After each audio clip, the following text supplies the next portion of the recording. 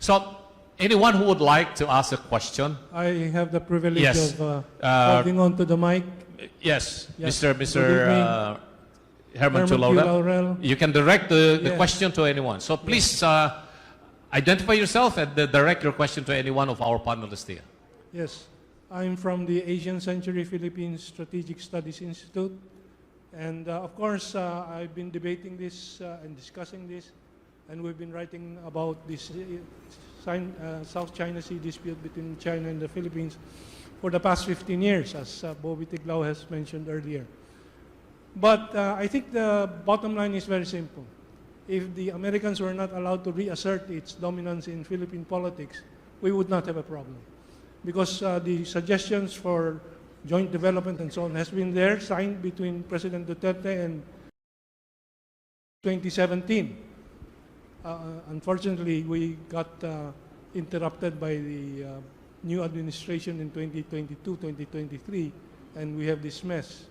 But the mess is now visiting his own office in Malacanang today. But I wanted to bring this up to particularly Victor Gao, because this offers a bit of a ray of light, a bit of hope.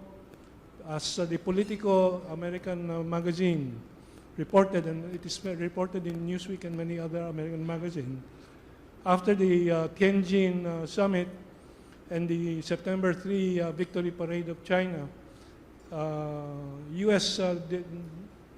Defense Secretary Hegseth announced to the American audience, and it is in this headline of Politico, Pentagon plan prioritizes homeland over China threat. Given your exposure almost every day, I can see you on YouTube and discussions, Mr. Victor Gao. What is your sense? What is the chances of this becoming a real strategic direction of the United States? How withdrawing from the China threat and from Asia, concentrating on its homeland. Unfortunately, on the ground here in the Philippines, we see I assume to be the deep state, not conforming to the Trump administration's pronouncement of withdrawing from the political conflict with China. And we are seeing the biggest arms depot in Asia being built up in Subic, and so on and so forth, the Asian NATO being propagandized at least, if not in reality, actually being done. What is your sense? Thank you very much. Allow me to be very quick. Please, please. I know other panelists want to contribute their views. First of all, I was doing live commentary when the victory parade was happening in Beijing. I was doing that in the CCTV headquarters. And my impression, allow me to share this with you, that the victory parade on September the 3rd will be judged by history as a major turning point, because what China demonstrated will convince everyone who cares to watch this in the world that China now enjoys military superiority above the United States. Now, the Americans may not agree with me, but when you look at the conventional weapons as well as nuclear weapons, China is not next to the United States. China is actually ahead of the United States. This is very profound, and it will take time to sink in. But that leads to a very important next question. That is, whether the United States wants to pick up a war against China. Let me tell you, as I mentioned, inevitability of peace between China and the United States. Does that mean the United States will not kind of challenge China? No, they will continue to challenge China. Do you know through what means? Through using proxies. They want to turn the Philippines into a proxy. They want to push the Philippines to the forefront, to instigate a war between China and the Philippines in the South China Sea, and the United States hides in the background, and it does not suffer any casualty. The casualties will be either the Chinese on the Chinese side or the Filipinos on the Filipino side. That would be very, very dangerous. There is another potential proxy. That is the separatists in Taiwan.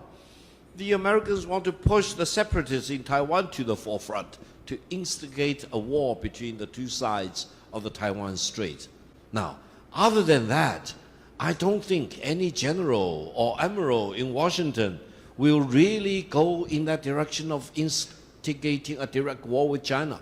Because, let me share with you, after the Korean War, it is a consensus in Washington that the United States does not want to fight a ground war with China anymore. They are sickened by the casualties suffered by the Americans on the Korean Peninsula, because they learned the lesson in the Vietnam War, and Philippines was very much involved in the Vietnam War because the Americans used the Philippines as the naval base, as the air base, etc. China said, don't cross parallel 17. Let me tell you, the Americans never crossed above the parallel 17. China drew a line, and the Americans didn't move 1 inch above parallel 17. That was in the 1960s. That was in the 1970s. Now, allow me to share with you. If you watch the aerial battle between the Pakistanis and the Indians, and I know both of them very well, they both talked about Victor Gao as being very influential when I talked with them on Indian TV and on Pakistani TV. Listen, the Indians suffered losses. President Trump said 6 of your planes were shut down, or even 7. And Pakistani didn't suffer any loss. Do you know why? Because Pakistanis now are very advanced vis-a-vis the Indians, because they use all the military equipment either exported by China to Pakistan or jointly produced between China and Pakistan, to such an extent that India is very much disadvantaged. Why? Because the Pakistanis have learned from the Chinese cooperation that they need to integrate what I say, the space, the sky, that is the Air Force, the ground, that is the Army, and the surface water, that is the Navy, and the submarine, 5 dimensions integrated into one seamless fighting dimension, aided and enabled by information technology and AI. So the Pakistanis now can see further than the Indians, and their missile can shoot further than the Indians. The Indians could not see the incoming planes on the Pakistani side. And they could not see any missile coming because they were not as instantaneously integrated. When you watch the parade in Tiananmen Square on September the 3rd, you saw the troops, the soldiers, the generals, and the military trucks, the missiles, etc., one by one. But in real battle, they do not perform in each capacity. They are merged into a fighting machine. Allow me to share with you my true observation. China has the best technology now in the world to integrate all these dimensions together into one seamless fighting chain of command. Now, the Americans actually panic because they keep saying they can no longer build naval ships. Their production of shipbuilding is only 1% of China. And they do not have enough rare earth. You know, now many countries talk about their rare earth. Myanmar talks about Pakistan talks about they have rare earth. Iran talks about they have rare earth. Turkey says, I have rare earth. But if you really know the truth, to have the rare earth does not solve the problem. You need to extract the rare earth elements from the other minerals, which they actually coexist, and then refine them. Now, if China does not, discontinue choking the Americans in the neck, the Americans are running out of rare earth reserves. They will no longer be able to produce their missiles or the phantom planes, etc., the killing machine that they need to, be involved in any war in the world. So I think we are at a crossroad already, and we already gone beyond the point of no return. That is, the United States has come to the conclusion that it is futile to fight a war with China. And it is actually, they are thinking about using some proxy. Proxy. Philippines is a proxy. Taiwan is a proxy. What else? Do you think India will be a proxy? Let me share with you my observation. After the Pakistani-Indian aero battle, in minimum, it will take 10 years for India to recover. Really, India is a great country. I admire India very much. But I don't think they want to really find themselves in another war, especially aero war between India and Pakistan, because they now realize they are very much disadvantaged for lack of technology and lack of this integrated command system. That is the reality. I think I'm a realist. I'm a very pragmatic person. And I'm here very honored, and I feel myself very much privileged. And I want to share my truth with you, whatever I really understand. And I do not come to Philippines alone. I travel throughout the world, really.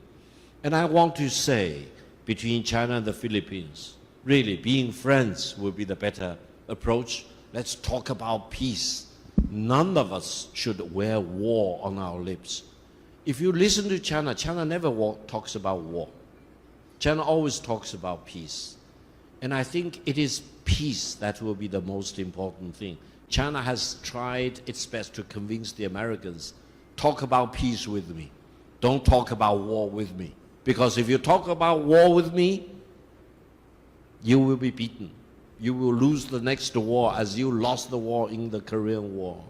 And that will be probably, the Americans probably will find that very much unacceptable. But let's really embrace peace. That's my fundamental point. Thank you very much. Thank you, Professor Gao.